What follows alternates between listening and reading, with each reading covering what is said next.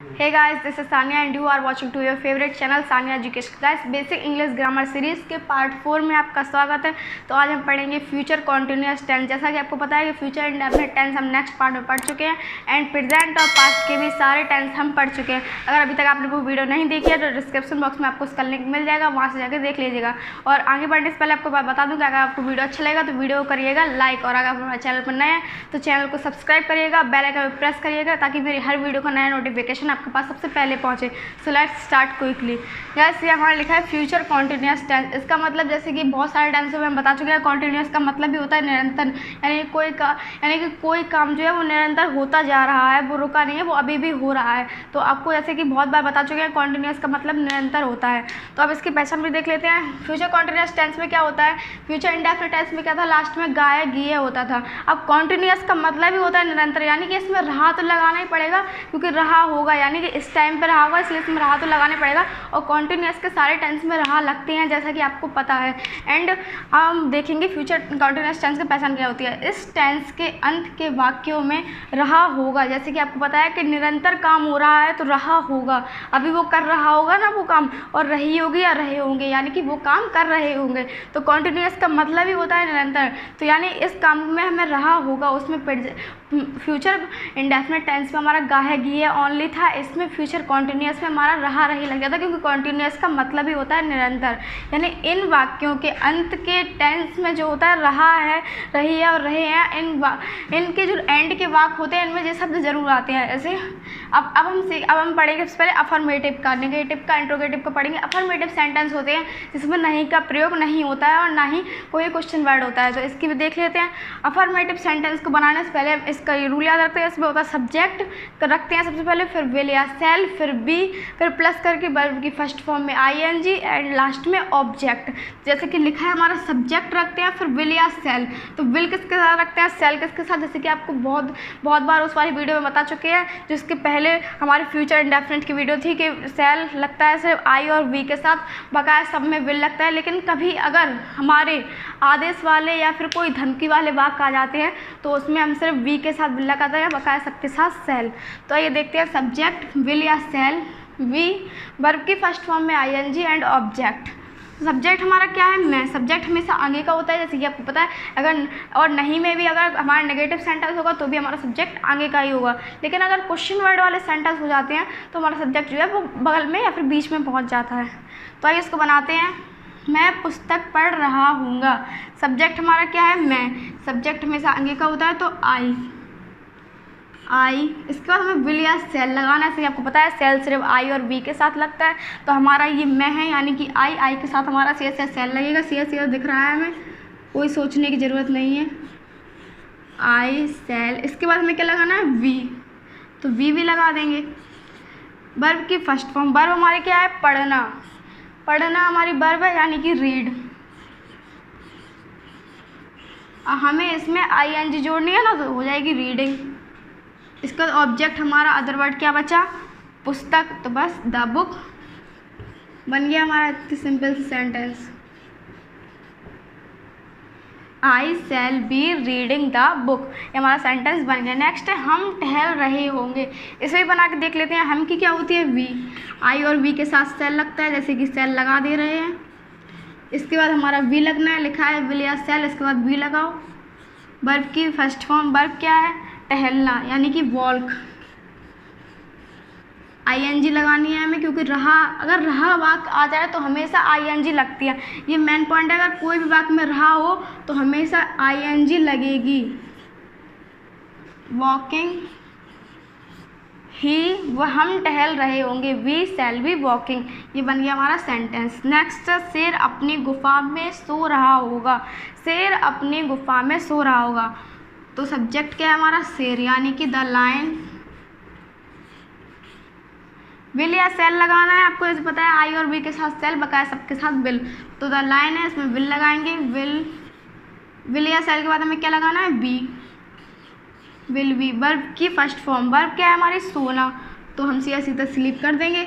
ING जोड़नी है, sleeping हो जाएगी, स्लीपिंग। ऑब्जेक्ट क्या है, अपनी गुफा में, अपनी गुफा यानी कि his cave. The line, line एक यानी कि उसमें आता है मैस्कुलाइन जेंडर में, तो इसमें हम लगाएंगे हिज। अगर कोई फेमिनाइन जेंडर होती है तो उसमें लगाते हैं हम हर। तो अगर दे होता तो उसमें लगाते देयर, यू होता तो योर, एंड अगर हमारा वी होता तो अवर लगाते। तो the lion will be sleeping in, मेकी लगा इन, एंड हिज केव, तो the lion will be sleeping in his cave. ये बन गया हमारा सेंटेंस। तो अफर्मेटिव सेंटेंस हमने सीख लिया है। अब सीखते हैं नेगेटिव का। मैं तैयार हूँ आपके साथ नेगेटिव का फुल कॉन्सेप्ट बताने के लिए। तो आइए देखते हैं। ऐसे लिखा है नेगेटिव। नेगेटिव का मतलब ही होता है जो नहीं वाले वाक्य होते हैं। अफर्मेटिव मतलब जिसमें कोई भी नहीं होता, ना ही प्रश्नवाचक वाक्य होता है। अफर्मेटिव मतलब सिंपल, मतलब ये एकदम सिंपल है, इसमें कोई वाक्य नहीं, इसमें कोई भी क्वेश्चन वर्ड या नहीं है। तो अब आइए हमारे नेगेटिव पर। नेगेटिव में जो होता है नहीं होता है, क्या होता है नहीं, यानी कि नॉट, इसमें नॉट का प्रयोग होता है। तो इसमें इसको बनाते कैसे, उसमें था सब्जेक्ट प्लस विल सेल। ऐसे इसमें क्या है, इसमें कुछ भी कुछ ज़्यादा कुछ नहीं है, और वो छोटी सी बात है, छोटा सा पॉइंट सब्जेक्ट कर देते हैं। ठीक है, बिल्कुल बिल्कुल सोचने वाली बात है। विल या सेल, बिल्कुल विल से बिल्कुल लगाएंगे।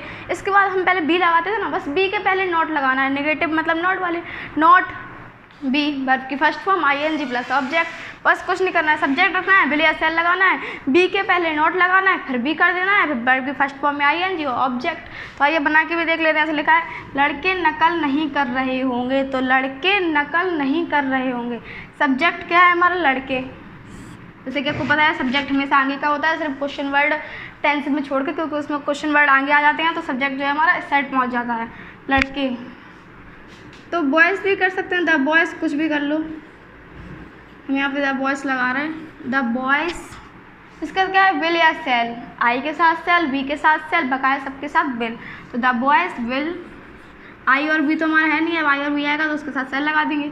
इसके बाद क्या है बी विल या सेल के बाद हमें नोट लगाना है, तो नोट। इसके बाद हमें बी लगाना है तो बी लगा देंगे। वर्ब की फर्स्ट फॉर्म, वर्ब क्या है हमारा नकल करना, नकल यानी कि कॉपी, कॉपी हो गया। हमें इसमें ING जोड़नी है, हमने कॉपिंग कर दिया, लो हो गया हमारा सेंटेंस कंप्लीट। लड़के नकल नहीं कर रहे होंगे, the boys will not B कॉपिंग, हो गया। इसके बाद नेक्स्ट है मैं वहाँ नहीं सो रहा हूँगा, मैं वहाँ नहीं सो रहा हूँगा, सब्जेक्ट क्या है हमारा मैं, तो आई और बी के साथ सेल लगता है तो उसमें हम सेल ही लगाएंगे, आई सेल। इसके बाद नॉट लगाना है ना, नॉट बी। इसका क्या है सोना, हमारी वर्ब क्या है हमारा सोना, जी है सोना। तो स्लीप ING जोड़नी है, स्लीपिंग। इसके बाद कहाँ सो रहे हैं वहाँ, तो देयर, वहाँ की होती है हमारी देयर और यहाँ की होती है हियर। तो I shall not be sleeping there बन गया। नेक्स्ट है वे शतरंज नहीं खेल रहे होंगे, सब्जेक्ट क्या है वे, तो लगा देंगे दे के साथ क्या लगेगा आप मुझे बताओगे, विल या सेल, विल, बिल्कुल सही, दे विल। इसके बाद विल सेल के बाद हमें नॉट लगाना है, तो हमने जैसे कि लगा दिया है दे विल नॉट। नॉट के बाद क्या लगना है हमारा वी लग गया। वर्ब की फर्स्ट फॉर्म, वर्ब क्या है हमारी खेलना यानी कि प्ले, ING जोड़नी है, हो जाएगी प्लेइंग। इसका ऑब्जेक्ट क्या बच रहा है हमारा शतरंज, शतरंज क्या होती है chess, they will not be playing the chess. ये बन गया हमारा सेंटेंस। तो आपने नेगेटिव सेंटेंस भी देख लिए, अब आती है इंट्रोगेटिव सेंटेंस के बारे में, तो आइए उन्हें भी देख लेते हैं। तो गाइस जिस पल का मैं बेसब्री से इंतजार था वो पल आ चुका है, यानी कि इंट्रोगेटिव सेंटेंस की बारी। तो आइए ये भी सीख लेते हैं। देखिए इंट्रोगेटिव सेंटेंस, इसका मतलब भी होता है प्रश्नवाचक वाक्य। यहाँ पे आपको समझाने के लिए लिख दें प्रश्नवाचक, यानी कि जिसमें क्वेश्चन वर्ड हो, प्रश्नवाचक वाक्य। इसमें क्या करते हैं, इसमें बनाने के लिए इसके दो टाइप होते हैं। एक तो होता है हमारा shall, will, subject, V, verb की फर्स्ट फॉर्म, ऑब्जेक्ट। एक तो है क्वेश्चन वर्ड या सेल या वी, सब्जेक्ट, वी, वर्ब की फर्स्ट फॉर्म आईएनजी ऑब्जेक्ट। अब आप कहेंगे ये किसके साथ लगता है, ये किसके साथ, कुछ समझ में नहीं आ रहा था ऐसे, तो आइए बताते हैं। अगर हमारा ये जो क्वेश्चन वर्ड है अगर वो पहले आ जाए तो हम उसकी अंग्रेजी नहीं बनाते हैं, और पहले हमेशा क्या ही आएगा, क्या के बदले कुछ भी नहीं आता है, क्योंकि क्या के अलावा कोई वर्ड है नहीं है जो पहले आ जाए। बस क्या तुम यहाँ खड़े होगे, क्या तुम वहाँ जा रहे होगे, क्या तुम खाना खा रहे हो, बस क्या के अलावा कोई और वर्ड आ ही नहीं सकता। तो आप देख लीजिए बस क्या लिखा है, तो उसके बदले हम क्या करते हैं, शैल या विल पहले लगा देते हैं, फिर सब्जेक्ट करते हैं, फिर बी करते हैं, फिर वर्ब की फर्स्ट फॉर्म में आईएनजी प्लस ऑब्जेक्ट करते हैं।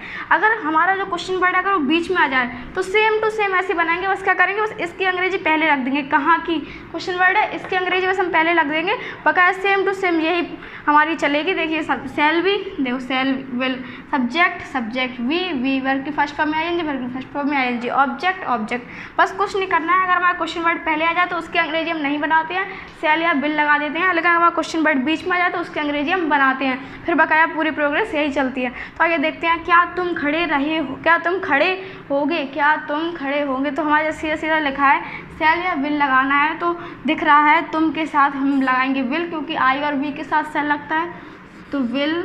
जैसे आपको बताया कि अगर क्वेश्चन वर्ड पहले हो तो उसकी अंग्रेजी जो है हम नहीं बनाते हैं। विल, सब्जेक्ट क्या है यू, तो विल यू बी लगा दिया। वर्ब की फर्स्ट फॉर्म, वर्ब क्या है, खड़े होना यानी कि स्टैंड, आईएनजी जोड़नी है, स्टैंडिंग हो जाएगी। इसका अदर वर्ड ऑब्जेक्ट क्या है हमारा यहाँ, तो here, here. Will you be standing here, यानी कि तुम यहाँ खड़े होगे, तो हो गया हमारा। जैसे कि वो फिर से एक बार रिपीट कर दूँ कि अगर क्वेश्चन वर्ड पहले हो तो उसकी अंग्रेजी नहीं बनाते हैं, सीधा विल या शैल लगा देते हैं, लेकिन अगर क्वेश्चन वर्ड बीच में हो तो उसकी अंग्रेजी बनाते हैं, फिर ये पूरी प्रोग्रेस चलती है। आइए देखते हैं, वे कहाँ ठहर रहे होंगे। क्वेश्चन वर्ड हमारा बीच में आया ना, वे कहाँ ठहर रहे होंगे, तो इसकी सबसे पहले इसकी प्रश्नवाचक शब्द की अंग्रेजी बनाए, कहाँ की, वेयर। वेयर के बाद में क्या करना है, सेम टू सेम यही चलती है, शैल या विल लगाना है। वे के साथ क्या लगेगा, विल, वेयर विल, सब्जेक्ट क्या है हमारा, वे यानी कि दे। इसके बाद क्या है, ठहरना यानी कि स्टे, स्टेइंग हो जाएगी, आईएनजी जोड़ देंगे, स्टेइंग। इसके बाद क्या है, तो वे कहाँ खड़े रहे होंगे, वेयर विल दे, बी लगाना भूल गए, सॉरी बी लगा दिया, लो, दे विल बी स्टैंडिंग, तुम कहाँ, वे कहाँ खड़े रहे, वे कहाँ ठहर रहे होंगे, where will they be staying, यानी कि वे कहाँ ठहर रहे होंगे, ठहरने की स्टेइंग, तो आईएनजी लगा दिया हमने। अब देखिए इसको मिलान कर लेते हैं। इसमें लिखा है क्वेश्चन वर्ड हमने बना दिया वेयर, शैल या विल लगा दिया क्योंकि दे के साथ विल आता है। इसका क्या है, वे, सब्जेक्ट लगाना था, सब्जेक्ट की अंग्रेजी हमने दे रख दी है। इसका बी लगाना था, बी भी हमने लगा दिया है, ये लगा है। इसका वर्ब की फर्स्ट फॉर्म स्टेइंग करनी थी, हो गई। इसमें कोई ऑब्जेक्ट नहीं है तो ऑब्जेक्ट इसमें नहीं बनेगा। हमारा इंट्रोगेटिव सेंटेंस भी कंप्लीट हो चुका है। तो गाइस आज के लिए आपने इतना पढ़ लिया, एंड अब हम नेक्स्ट वीडियो में मिलेंगे। अगर आपको वीडियो अच्छी लगी तो वीडियो में बहुत सारे लाइक जरूर पहुँचा देना। तब तक के लिए गुड बाय।